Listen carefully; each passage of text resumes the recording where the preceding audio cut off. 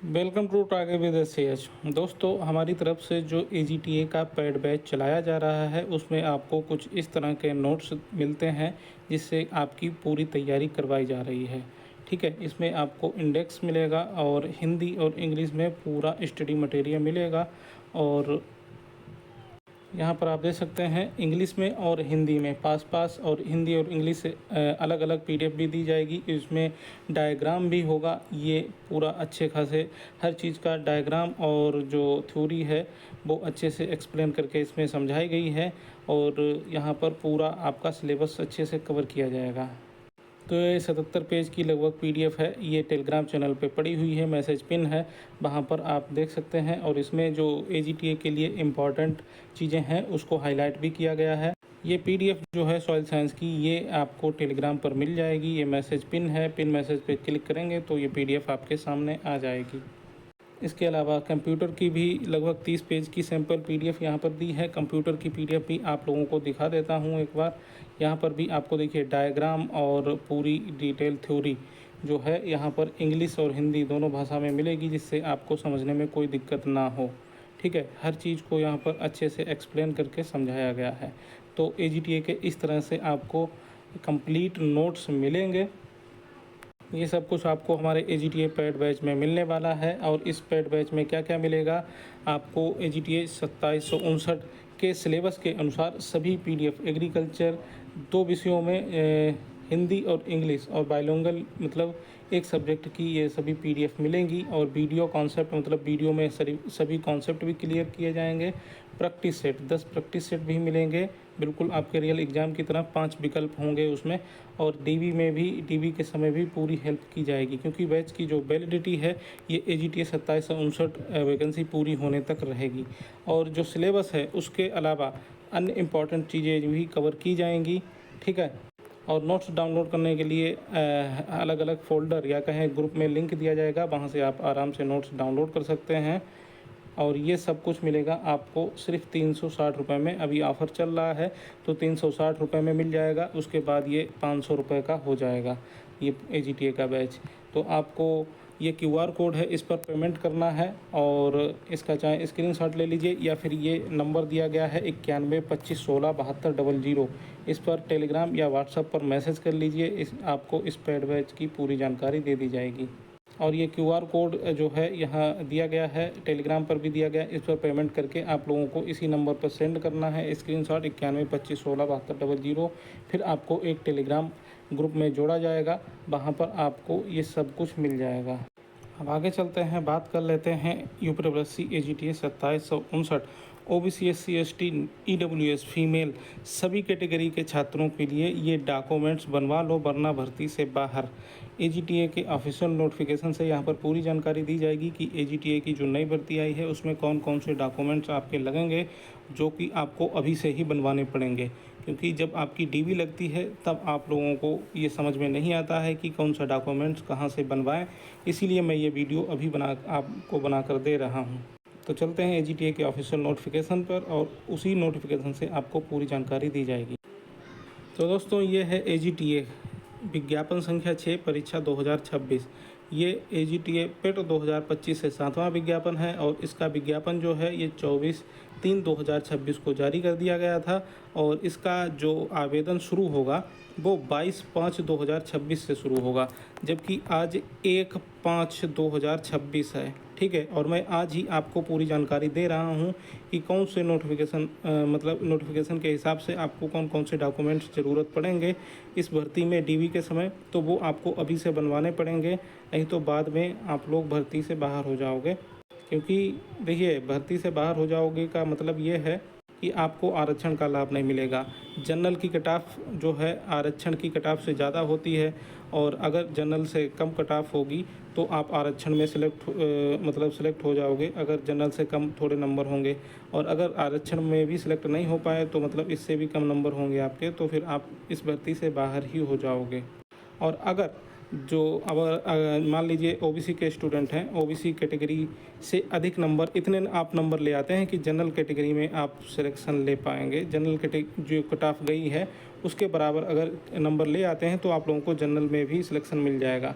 और अगर जनरल से कम है और ओबीसी कैटेगरी से ज़्यादा आपके नंबर आते हैं फाइनल में, तो आपको वहाँ पर ये सर्टिफिकेट काम आएंगे। मतलब अगर ये सर्टिफिकेट लगाएंगे तभी तो आरक्षण का लाभ मिलेगा। इसीलिए आप लोग अगर ये सर्टिफिकेट नहीं लगाएंगे तो आप लोग जो है जनरल से ज़्यादा कट ऑफ से ज़्यादा नंबर लाते हैं तब तो ठीक है, नहीं तो आप भर्ती से ही बाहर हो जाओगे। कहने का मतलब ये है, ठीक है। तो आज 1 तारीख है, मैं आपको यहाँ पर ऑफिशियल नोटिफिकेशन के अनुसार बताने वाला हूँ, जिससे कि आप 22 तारीख से जब आवेदन करना शुरू हो इसमें, तो आपके डॉक्यूमेंट्स रेडी हो जाने चाहिए। क्योंकि इसमें लिखा हुआ है साफ साफ कि लास्ट डेट तक सारे डॉक्यूमेंट्स बनवाने हैं आप लोगों को। अब इसके आगे चलते हैं और यहाँ पर देखिए, ये जो ऑनलाइन आवेदन सबमिट करने की प्रक्रिया है, यहाँ पर ये लिखा हुआ है। पहला ही पॉइंट ये लिखा हुआ है, अभ्यर्थी से अपेक्षा की जाती है कि विज्ञापन को सावधानीपूर्वक पढ़ें, भली बात समझ लें कि वे विज्ञापित पदों हेतु वांछित अनिवार्य आर्हता, शैक्षिक व अन्य आर्हता धारित करते हैं तथा निर्धारित आयु सीमा के अंतर्गत आते हैं। अभ्यर्थी विज्ञापन में उल्लिखित निर्धारित आर्हता एवं शैक्षिक योग्यता धारण करने पर ही आवेदन पत्र भरने की प्रक्रिया प्रारंभ करें। और यहाँ पर देखिए ये लिखा हुआ है कि अभ्यर्थी को आवेदन की अंतिम तिथि 11/6/2026, मतलब इसकी जो लास्ट डेट है, जो कि मैंने अभी आपको दिखाया था स्टार्टिंग में ही, इसकी आवेदन की लास्ट डेट है 11/6/2026 तक संबंधित आवश्यक अनिवार्य आर्हता, शैक्षिक व अन्य आर्हता तत्संबंधी प्रमाण पत्र एक्वायर, मतलब धारित करना अनिवार्य है। मतलब आपके जो भी डॉक्यूमेंट हैं ये आपको 11/6/2026 तक बनवा लेने हैं हर हाल में, नहीं तो आप लोगों को बहुत ही प्रॉब्लम हो जाएगी। ये साफ साफ यहाँ पर इस नोटिफिकेशन में लिखा हुआ है। और पहला पॉइंट तो यही लिखा हुआ है कि नोटिफिकेशन को सही से पढ़कर समझ लें, इसलिए मैं आपको यहाँ पर डिटेल में ये सब कुछ समझा रहा हूँ। वीडियो भले ही थोड़ा सा बड़ा हो जाए, लेकिन आप लोग वीडियो पूरा देखेंगे सब कुछ समझ में आ जाएगा। अब दूसरा पॉइंट ये है, आरक्षण या आयु सीमा में छूट का लाभ चाहने वाले अभ्यर्थी जो हैं संबंधित आरक्षित श्रेणी में समर्थन में इस विस्तृत विज्ञापन के परिशिष्ट में मुद्रित, मतलब जो प्रारूप इसमें दिया गया है उसी प्रारूप, या कहें जो यूपी का प्रारूप होता है, आप सीएससी के किसी भी जनसेवा केंद्र पर जाएंगे वो लोग आपका बना देंगे। लेकिन आपका जो कास्ट सर्टिफिकेट है वो उत्तर प्रदेश का ही होना चाहिए, यूपी गवर्नमेंट का होना चाहिए, ठीक है। अगर आप लोग सेंट्रल का बनवाएंगे तो फिर वो मान्य नहीं होगा, तो आप लोगों को यूपी का ही बनवाना है, ठीक है। और ईडब्ल्यूएस वालों के लिए साफ साफ यहाँ पे लिखा हुआ है, जो ईडब्ल्यूएस के छात्र हैं उन आवेदकों से अपेक्षित है कि वह आवेदन करने से पूर्व दिनांक 1/4/2026, मतलब 1 अप्रैल से, और आज 1 मई हो गई है, तो आपके पास जो ईडब्ल्यूएस है वो 1 अप्रैल 2026 के बाद का होना चाहिए, और एजीटीए की आवेदन की लास्ट डेट जो है 11/6/2026, इससे पहले का होना चाहिए। तो जो ईडब्ल्यूएस वाले हैं उनको हर हाल में नया सर्टिफिकेट बनवाना ही बनवाना है, और आवेदन की लास्ट डेट से पहले बन जाना चाहिए, ठीक है। और ये आपका जो वित्तीय वर्ष 2025-26 की आय पर आधारित होना चाहिए, तथा वित्तीय वर्ष 26-27 हेतु मान्य हो को धारित करना सुनिश्चित करें। इस श्रेणी के आवेदकों को उत्तर प्रदेश शासन कार्मिक अनुभाग 2 कार्यालय टीसी दिनांक 14/3/2019 द्वारा निर्धारित प्रारूप प्रमाण पत्र प्रस्तुत किया जाना अनिवार्य है, ठीक है। कृपया विस्तृत विज्ञापन 11.15 का अवलोकन करें। तो इसको भी आगे अभी देखेंगे, पूरा डिटेल में समझा रहा हूँ आप लोगों को। तो ईडब्ल्यूएस वालों अपना नया सर्टिफिकेट बनवा लें, और जो ओबीसी SC ST जो अदर कास्ट के लोग हैं वो लोग भी अपना नया सर्टिफिकेट बनवा लें। क्योंकि बहुत से लोग यहाँ पर ये पूछेंगे कि जो पुरानी भर्ती है AGTA 3446, उसमें जो सर्टिफिकेट बनवाए थे क्या वो मान्य होंगे या मान्य नहीं होंगे। तो देखिए AGTA की जो वैकेंसी थी वो 2024 में आई थी, ठीक है, 2024 में आई थी, और अब चल रहा है 2026। तो ये जो आपके सर्टिफिकेट बनवाए हुए 2 साल यहाँ पर हो गए हैं लगभग, ठीक है। तो आपके सर्टिफिकेट 2 साल पुराने हो गए हैं, और जो सर्टिफिकेट है वो सामान्यतः 3 साल के लिए वैलिड होता है कास्ट सर्टिफिकेट, ठीक है। तो आप लोगों को मेरी राय से नया सर्टिफिकेट बनवा लेना चाहिए, क्योंकि ये जो नई वैकेंसी आई है पता नहीं कब पूरी हो पाएगी, 2 साल लगेंगे, 3 साल लगेंगे, 1 साल लगेगा, कुछ कह नहीं सकते। इसीलिए आप जो अभी सर्टिफिकेट बनवाएंगे इसकी वैलिडिटी तब तक बनी रहेगी जब तक आपकी नई वैकेंसी पूरी नहीं होती है। इसीलिए मेरी एडवाइस यही है, सभी लोग अपना नया सर्टिफिकेट बनवा लें। कौन कौन सा? एक तो कास्ट सर्टिफिकेट, ठीक है, मैं लिख देता हूँ, और दूसरा डोमिसाइल, कास्ट मतलब जाति प्रमाण पत्र, डोमिसाइल मतलब निवास प्रमाण पत्र, ये दोनों आपको नए बनवाने हैं हर हाल में। साफ साफ स्पष्ट रूप से कह रहा हूँ मैं। नहीं बनवाएंगे तो फिर आपके ऊपर है। आवेदन प्रक्रिया से संबंधित दी गई है, इसको छोड़िए, कोई बात नहीं है, तो आप लोग खुद ही पढ़ लेंगे, समझ लेंगे कैसे क्या आवेदन करना है। जो इम्पोर्टेंट चीज़ें हैं बाद में आपकी काम आएंगी, उन चीज़ों को मैं यहाँ पे समझा रहा हूँ। अब यहाँ पर एक चीज़ लिखी हुई है, फार्म का प्रिंट आउट लेना। तो यहाँ पर देखिए, आप लोगों को हर हाल में फार्म का प्रिंट आउट ज़रूर लेना है, क्योंकि आप लोग फार्म का प्रिंट आउट तभी ले पाएंगे जब आपका फार्म फाइनल सबमिट हो जाएगा। पिछली बार क्या हुआ था, बहुत से लोगों ने फ़ीस कटवा दी थी लेकिन फाइनल सबमिट नहीं किया था, ना ही प्रिंट आउट लिया था। तो फाइनल सबमिट अगर नहीं करोगे तो आपका कंप्लीट नहीं माना जाएगा। पिछली बार उन लोगों का एडमिट कार्ड नहीं आया था जिन्होंने फाइनल सबमिट नहीं किया था। इसीलिए आप लोग अपने फॉर्म का प्रिंट आउट भी अवश्य लें, क्योंकि प्रिंट आउट जो है वो सबमिट करने के बाद ही निकलता है। तो जब सबमिट कर देंगे उसके बाद आप प्रिंट आउट ले पाएंगे। तो इसीलिए प्रिंट आउट लेकर अवश्य रख लें जो भी आप आवेदन करेंगे, ठीक है। आवेदन पत्र में संशोधन, ये तो आवेदन करने के बाद की प्रक्रिया है। इसमें कौन कौन चीज़ें आप संशोधित कर सकते हैं, ये एक तो पत्राचार का पता और अन्य विवरण। आप EWS अगर आपने पेट में नहीं लगाया है तो उसको भी संशोधन कर सकते हैं आप लोग, ठीक है। और आवेदन में अनिवार्य या अधिमानी अर्हता संबंधी दर्ज विवरण और वैवाहिक परिस्थितियाँ, ये चीज़ें आप संशोधित कर सकते हैं। अन्य विवरण में जो आपका EWS क्षैतिज आरक्षण की श्रेणी, DFF दिव्यांग और लिंग, जेंडर, उत्कृष्ट खिलाड़ी आदि, ये सब चीज़ें आप संशोधित कर पाएंगे। आगे 5 नंबर पे है आरक्षण संबंधी प्रावधान। तो यहाँ पर देखिए इंपॉर्टेंट पॉइंट्स कुछ लिखे हुए हैं। उत्तर प्रदेश की अनुसूचित जाति, उत्तर प्रदेश की अनुसूचित जनजाति, उत्तर प्रदेश के अन्य पिछड़ा वर्गों एवं उत्तर प्रदेश के आर्थिक रूप से कमजोर वर्ग के अभ्यर्थियों को उत्तर प्रदेश सरकार के अध्याधिक विद्यमान शासनादेशों विभाग के प्राप्त अध्याचन के अनुसार आरक्षण अनुमान्य होगा, ठीक है। आर्थिक रूप से कमजोर वर्ग मतलब EWS के अंतर्गत आरक्षण का दावा करने वाले अभ्यर्थियों का समस्त स्रोतों या वेतन का अनुमान जो है 8 लाख से कम होनी चाहिए। मतलब ये कौन कौन बनवा सकते हैं, ये मतलब उन लोगों के लिए है। और मतलब EWS वाले कौन कौन से सर्टिफिकेट बनवा सकते हैं, मतलब यहाँ पर कुछ आय का निर्धारण दिया गया है सरकार की तरफ से। लेकिन आजकल देखा गया है कि जुगाड़ तुगाड़ लगा के जो है सभी लोग EWS सर्टिफिकेट बनवा लेते हैं। कुछ लोग जो ईमानदार होते हैं वो लोग नहीं बनवाते हैं, वैसे सभी ज़्यादातर बनवा लेते हैं। और स्वतंत्रता संग्राम सेनानी वालों के लिए भी यहाँ पर लिखा हुआ है, भूतपूर्व सैनिक को आरक्षण। उत्तर प्रदेश लोक सेवा, शारीरिक रूप से विकलांग स्वतंत्रता संग्राम सेनानी आश्रित भूतपूर्व सैनिकों के लिए आरक्षण अधिनियम 1993 यथा संशोधित अद्यतन सुसंगत नियमावली शासनादेशों के प्राविधानुसार अनुमान्य होगा, ठीक है। इस चीज़ को आप देख लीजिए। महिला के लिए लिखा हुआ है, फीमेल के लिए क्या लिखा हुआ है यहाँ पर पढ़ लीजिए।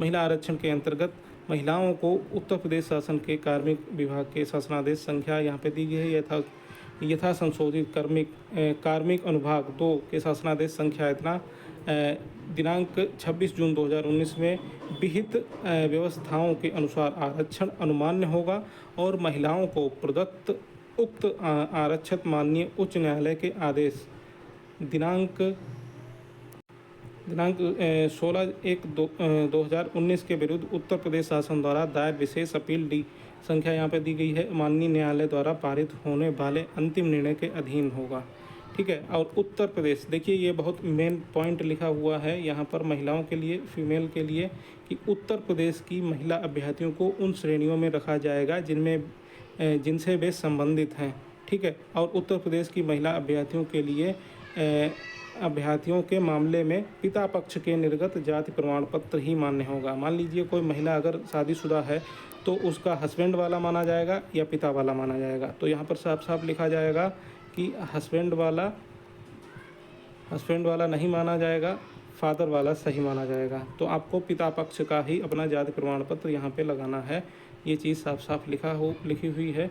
और महिलाओं को अपनी श्रेणी में ही रखा जाएगा जिनसे वे संबंधित हैं, ये चीज़ भी यहाँ पे लिखी हुई है, ठीक है। बिल्कुल डिटेल में समझाता हुआ चल रहा हूँ, वीडियो पूरा देखेंगे तभी सब चीज़ें समझ में आएंगी, नहीं तो DB के समय आप लोग फिर परेशान होकर घूमेंगे, ठीक है। तो पूरा देख लीजिए, वीडियो थोड़ा सा बड़ा हो रहा है लेकिन पूरा देखेंगे तभी समझ में आएगा।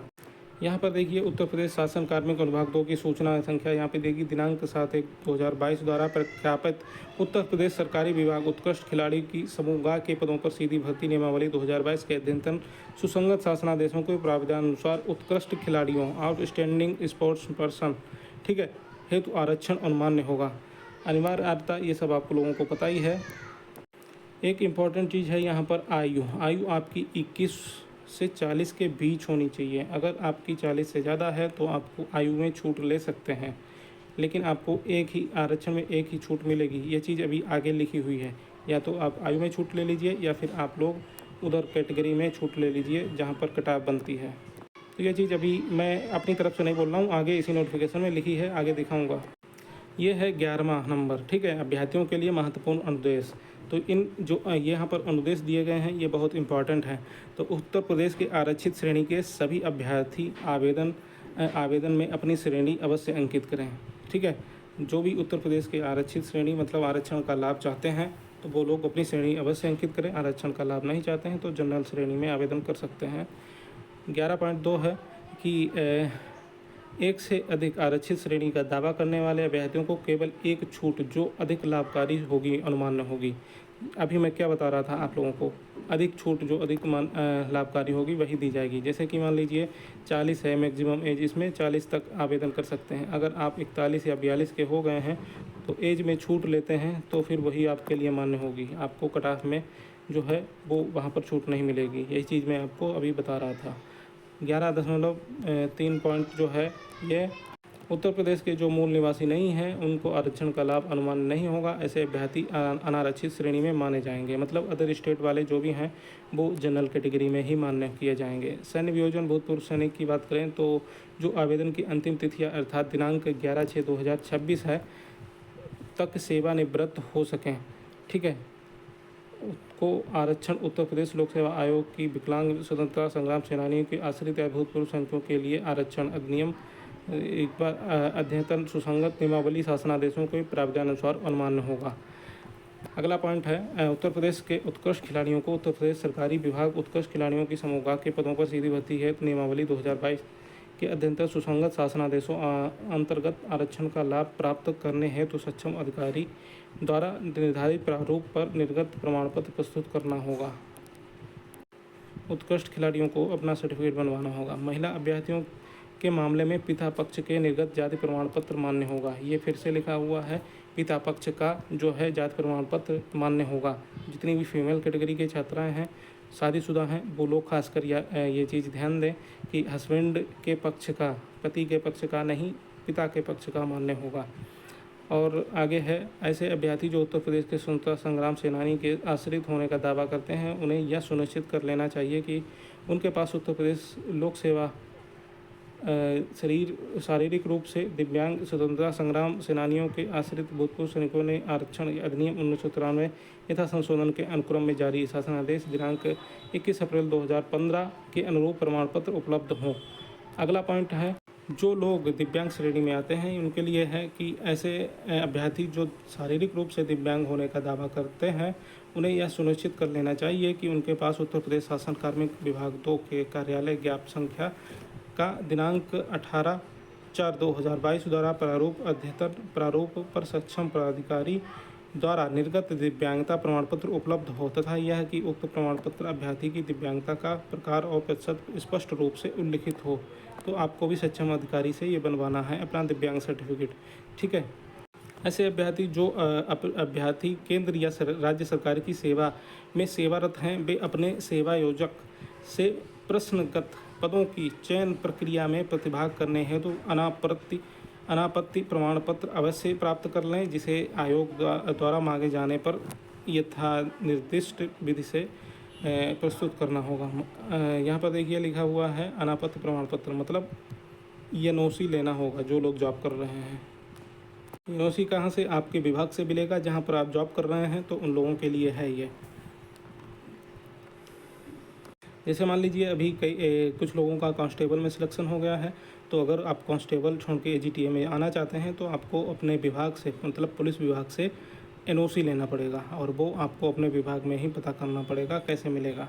इसके अलावा राज्याधीन सेवाओं में कार्यरत कर्मचारियों को उत्तर प्रदेश शासन के कार्मिक अनुभाग संख्या आदेश संख्या जो है दिनांक 27/11/2013 के अनुसार अधिकतम आयु सीमा में 5 वर्ष की छूट प्रदान की जाएगी। 11वां पॉइंट है मुख्यमंत्री अध्यतावृत्ति के अनुसंधानविदों के लिए आयु सीमा एवं अधिमान में शिथिलीकरण प्रदान करने की दृष्टि से उत्तर प्रदेश शासन कार्मिक अनुभाग संख्या यहाँ पे दी गई है। तो 30 जनवरी 2026 लखनऊ द्वारा उत्तर प्रदेश लोक सेवाओं प्रतियोगी परीक्षा हेतु मुख्यमंत्री अध्यतावृत्ति के अनुसंधानविदों के लिए आयु सीमा अधिमान का शिथिलीकरण नियमावली 2026 निर्गत की गई है।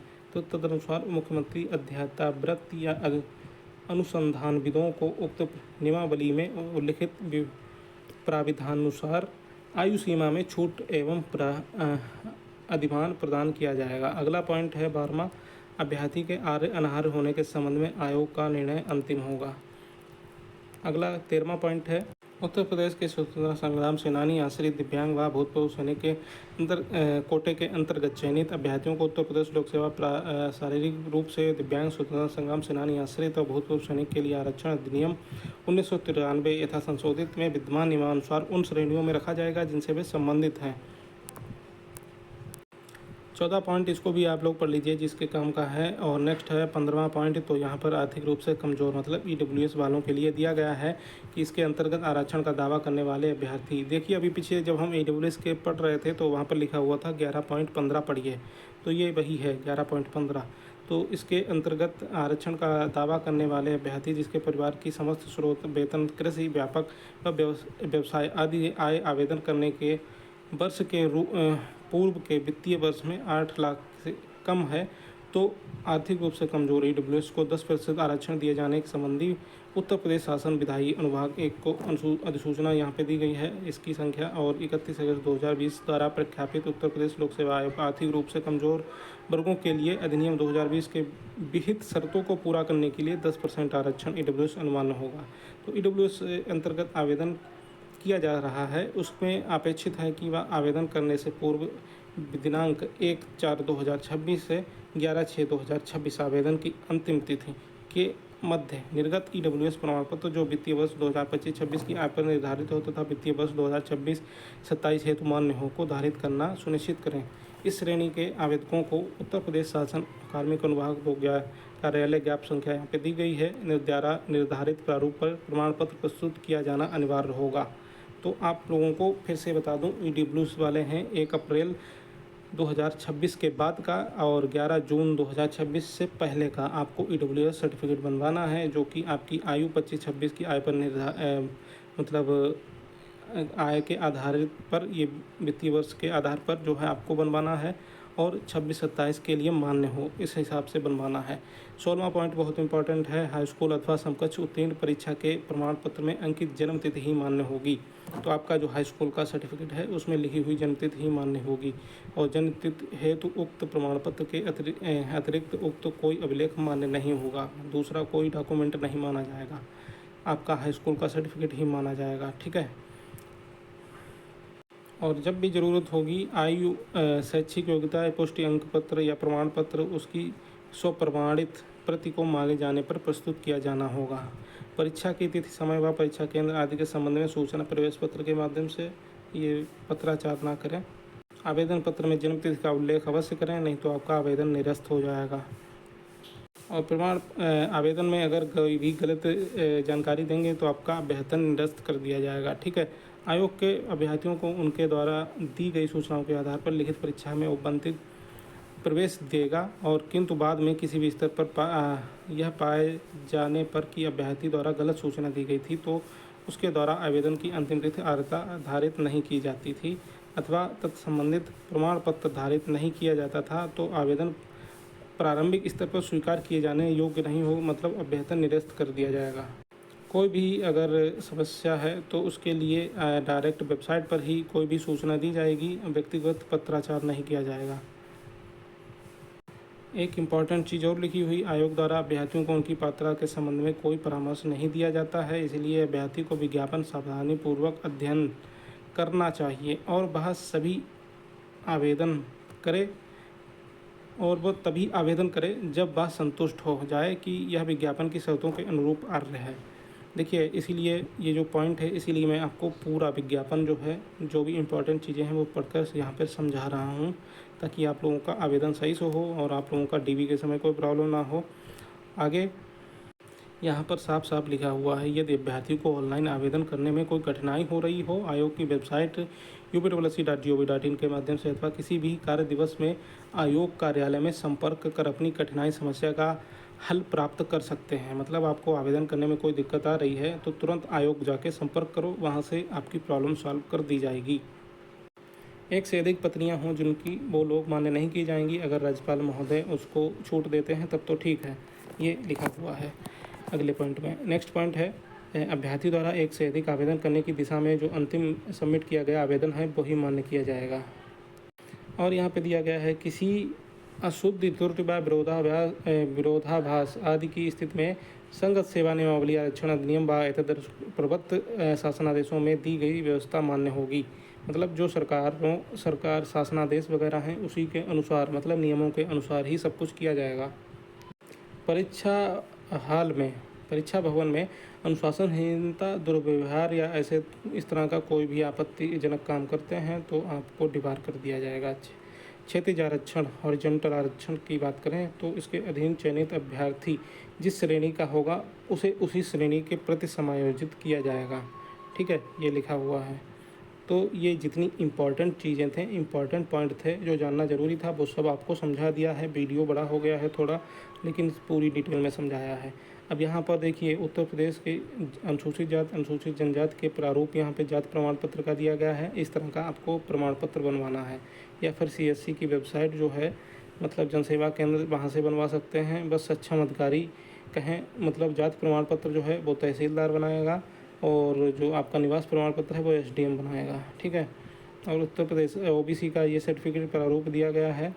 इसके अलावा ये यहाँ पर EWS का प्रारूप दिया गया है। ठीक है, ये EWS का प्रारूप है, आपको ऐसा ही बनवाना है, नहीं तो बाद में आप लोगों को बहुत दिक्कत होती है। तो अभी से मैं सब कुछ बता रहा हूँ। और यहाँ पर आर्थिक रूप से कमज़ोर वर्ग के लाभार्थ स्वयं घोषणा, मतलब स्व घोषणा का भी सर्टिफिकेट बनवाना है। ठीक है, ये चीज़ भी बनवानी है आप लोगों को। इसके अलावा ये दिव्यांगजनों के लिए सर्टिफिकेट है, इस तरह का सर्टिफिकेट बनवाना है। दिव्यांगजन प्रमाण पत्र संबंधी प्रारूप, ये प्रमाण पत्र का प्रारूप है। ठीक है, ये इंग्लिश का। और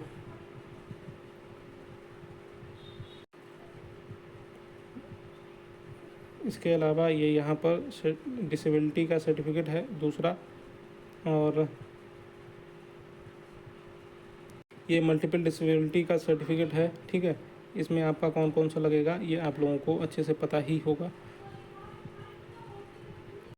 और ये अदर डिसेबिलिटी, मतलब in case of other than those mentioned in form second and third में जो मेंशन है उसके हिसाब से जो अदर डिसेबिलिटी है उसके लिए ये प्रमाण पत्र आपको बनवाना है। तो ये 30 पेज का पूरा नोटिफिकेशन था, जो भी इंपॉर्टेंट चीज़ें थी मैंने आपको बिल्कुल बता दिया शॉर्ट में।